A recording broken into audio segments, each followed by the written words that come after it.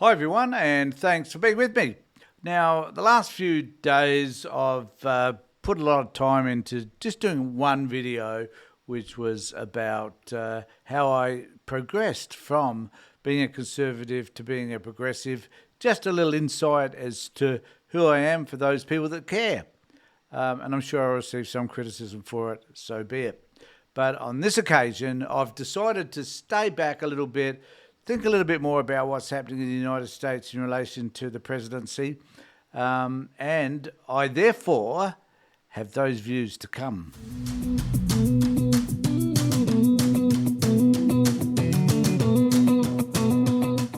So I've tended to sit back, be calm, look at what's happening in the US, allow other people, of course, to offer their comments in relation to plane crashes, Trump's statements around DEI wanting to politicise the death of 67 people, the tariffs, the effort to abolish anything that relates to DEI policies in his government, to observe the sacking of thousands of FBI agents because they simply were told to work on the J6 prosecutions. And I guess just generally observing the failed American state and wondering, why is it that people vote for this man in the first place? I've been calling him a buffoon for quite some time, and other people are now starting to do exactly the same. And the reason why he is a buffoon is because of quite a few things actually. One of them is because he is a man who is unfettered. No longer is he restricted by another election, even though my guess is that if he's still around at that time in 4 years' time, he will do whatever he can to subjugate the Constitution and try and run again. But in the meantime, we are watching chaos plus, a chaos that we have never ever seen in any democracy, and particularly in the United States before. This is unprecedented and is likely to affect the American people for many, many decades to come. Because at the end of the day, they're going to have to find a way to mitigate against another Trump in the future. In the same way, they had to mitigate against another Nixon, by bringing into place policies that ensured that the corruption that Nixon experienced, or Nixon didn't experience, Nixon created, would never happen again. However, they have failed.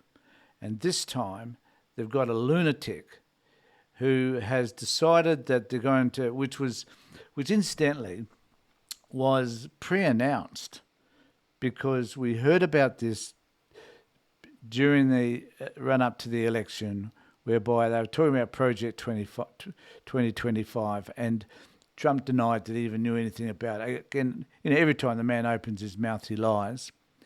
And so I'm left wondering, what is it that is going to have to take place in the United States for people to realise that the people that voted for him, have made a mistake? And my understanding of that is a number of people are starting to realise this already. So whatever was his majority possibly has dwindled at this particular point in time, because his disapproval rating is up to 48%. So the worst of any presidency. So there's some interesting things that have come out by some commentators, and I'm just going to play one of those. And before I do, though, can I just say that it'd be helpful if you subscribe to my channel, ring the bell for further notifications, and do all that sort of stuff. That would be really, really helpful. In the meantime, one of the things that we need to be aware of is that, and some of these articles I think are quite telling. This one is on his first full day back in the White House, President Donald Trump revealed in his return to power and vowed to do what no president had ever done before. We're going to do things that people will be shocked at, he declared. And I sort of wonder, well, what sort of person preempts the fact that he's going to do some shocking things, which seems to indicate that he's going to do some things that even his own supporters won't like. What sort of person, what sort of politician goes into power knowing that that's the case? All of the thousands of words that Trump uttered during his fact-challenged talkation-style opening days as the nation's 47th president, those may have been the truest, no matter that much of what he was doing he had promised on the campaign trail. He succeeded in shocking nonetheless. So true. And this one. Donald Trump enters into office as the zenith of his power. His first year will be marked by the most extensive use of executive power under the Constitution in United States history.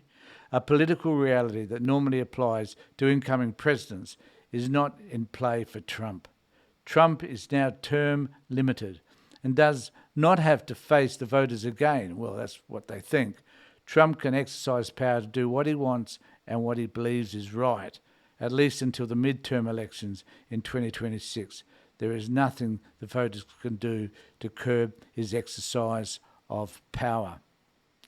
And there was this one which I thought was interesting and is something that people aren't actually talking about, and that is the way he is influencing the right wing and the extreme right wing, how he's giving influence and power to them by firstly releasing a whole lot of violent people who were involved in the January 6th activity, and also allowing those people to enter back into the community and possibly commit other crimes. One of them, incidentally, has been killed. So energized neo-Nazis feel the moment has come as Trump changes everything. Far-right chat rooms are abuzz. Extremists plan to use the next 4 years as breathing room and look to expand. 1 week into Donald Trump's second administration, and the verdict among far-right activists and neo-Nazis is that the next 4 years will be a time to relax, organise, and take advantage of the popular awakenings of American fascism. Be ready to cash out the next 4 years, wrote one delighted neo-Nazi account on Telegram in a post viewed by more than 1,000 times. Get the bag. Infiltrate existing institutions with power. Build new institutions while we have breathing room, and tear down anything leftist. And I think that to some extent says all that we need to say about what's going to happen over the next 4 years. The question for me is how we are going to combat all of that. The unlimited power that Trump now has, the fact that he doesn't care at all about, it was evident that he doesn't care about people. He's the most unempathetic individual. I watched and recorded, and I'm not going to play it back to you now, but I watched and recorded all of his press conference after the plane crashed in Washington.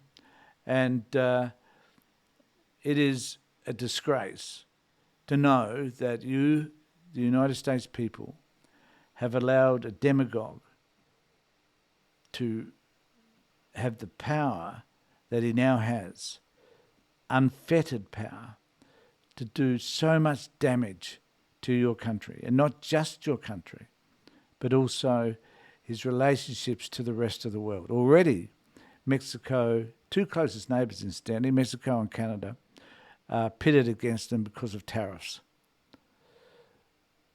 He's not going to limit, he's not going to improve the prices of eggs or anything else for that matter.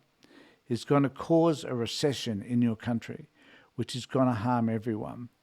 And people will not have the access to information. A lot of the websites, the government websites, have now closed down, unable to provide or unwilling to provide basic information that people need to run their daily lives. And I often think what it would be like here in Australia if suddenly MyGov, which is our access to all the government facilities that are available to us, what would happen if that closed down? If our access to doctors and medical help closed down, our access to social security and benefits closed down? I wonder how our people would respond around that. The same thing is happening or will happen in the United States. And then I wonder what sort of pushback there will be against Donald Trump for all of those activities. And how will that rebellion take shape? What is actually going to happen? That's going to be a revolt from the population in relation to some of the activities that Trump has been involved in. Let me know what you think about all of that, whether you think this is just going to get worse and more chaotic. You know, because you can't rip down a total system without having to replace it with something. And it seems to me that Trump has just simply come with a sledgehammer and wanted to slam everything that he disagrees with, the right wing disagree with, and rip it down without replacing it with anything. It's just not possible. But that is what they're doing. And the American people are going to be those who suffer. And the rest of the world is thinking, you brought this upon yourselves. We're not going to help you. We're not. We're going to start looking for other forms of trade that are not about the United States. We're going to look to China and to Asia and to Europe to find the products that we need to supply to our communities, because you, the United States, are a lost cause. Let me know what you think in the comment section below. In the meantime, take care, look after yourselves, and more importantly, be safe.